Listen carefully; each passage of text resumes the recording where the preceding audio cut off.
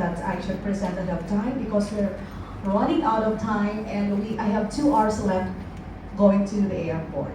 Anyhow, on behalf of the faculty and staff of the College of Criminal Justice and Sciences, I'm Gina. I'm a faculty member of the Development Communication Program of Northwest Samar State University. This study is related to the presentation of Rosalina Tarayo. And I'm so glad that my colleagues are here. So, let me start. The actual and the first title of this study is The Lived Experiences of Female Former Rebels or Peace Advocates, Peace Builders of Northern Samar, Philippines. However, since there was a change in the title, it goes like this: The Unravelling Experiences of Women Ex-Insurgents in the Island of Samar. This is anchored on the resiliency program of the College of Criminal Justice and Sciences, or the CCJS, which is resource enhancement for sustainable implementation of laws through inclusivity, empowerment, and non-discriminatory communication usable to communities.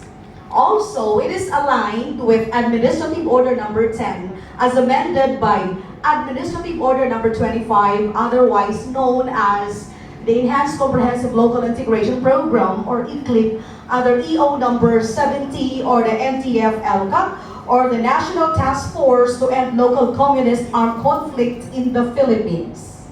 Okay? So Northern Samar is the first and the last frontier of insurgency. Way back in 1968, during the time of President Ferdinand Marcos, the father of the current President of the Republic of the Philippines, where martial law was implemented in 1972, and I am a martial law baby when I was born in 1974, and we focused in the northern part. Anyway, so what are the objectives, or this objective of this study is we would like to gain insights on the lived experiences of the women ex-insurgents in the island of Samar, how they were recruited, their challenges on the ground, and the realization that led to surrender in the government. Specifically, gaining insights on how they were convinced and motivated to join, determine who recruited them to the organization, the CPP in PANDF, explore their experiences and roles while they were in the underground organization, know the problems and challenges they encountered as women insurgents, know the reasons why they opted to surrender and abandon the organization, and know the realizations while undergoing the Enhanced Comprehensive Local Integration Program of the government. So, this is a qualitative kind of data collection. It involved a case study approach in conflict-affected areas in the island of Samar. By the way, in the 2nd District of Northern Samar, there were at least 3 municipalities or town undergoing under negotiation so that it will be declared as a free conflict-affected areas. Data collection employed both primary and secondary data collection method, and data gathered were analyzed thematically.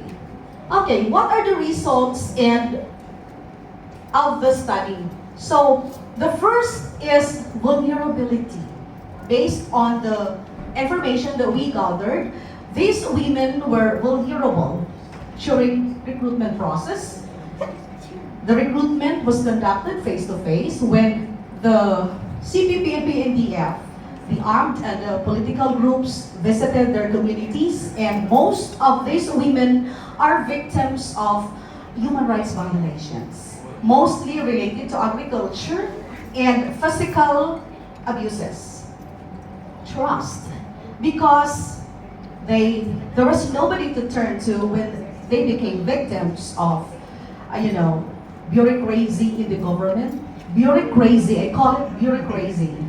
Bureaucracy in the government, So they trusted this organization. So there was an utmost desire to obtain support and immediate solution on the socio-political issues and problems encountered by the people in the community.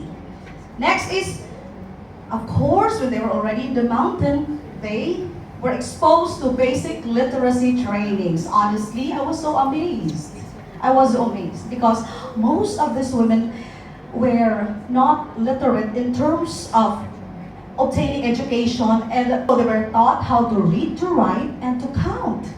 Numeracy and human rights and international humanitarian laws, they were so exposed and they were good speakers.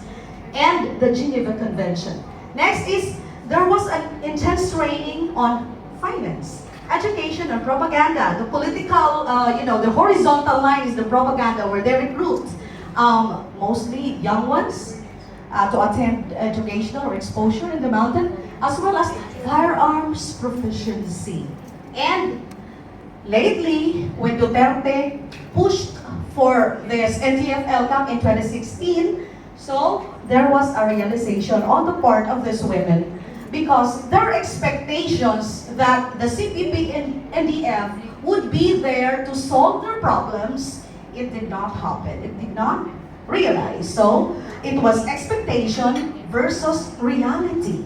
The ideal revolutionary government turned out to be butchers of the people. So what are the recommendations? So as the members of the academy, by the way, I am also a media practitioner and a journalist. And until now, I do have my programs. And before, I was writing human rights violation stories and also graft and corruption practices in the government, where I belong now, as a faculty member of the SUC. Conduct regular evaluation of the technical working group of the NTF-LCAP, especially the local chief executive's role in peace negotiations.